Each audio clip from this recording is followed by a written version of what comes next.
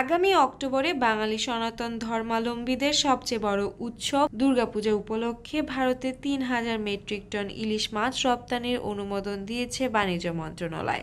শনিবার বাণিজ্য মন্ত্রণালয় থেকে পাঠানো এক সংবাদ বিজ্ঞপ্তিতে এ তথ্য জানানো হয়েছে।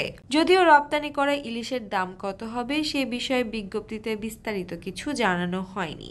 উল্লেখ্য, আগের বছর দুর্গাপূজায় ৫,০০০ মেট্রিক টন ইলিশ রপ্তানি হয়েছে। এর আগে ৩ সেপ্টেম্বর বিকেলে সচিবালয়ে মৎস্য ও প্রাণী সম্পদ উপদেষ্টা ফরিদা আক্তার বলেন, দুর্গাপূজা উপলক্ষে এবার বাংলাদেশ থেকে ভারতে কোনো ইলিশ মাছ যাবে না।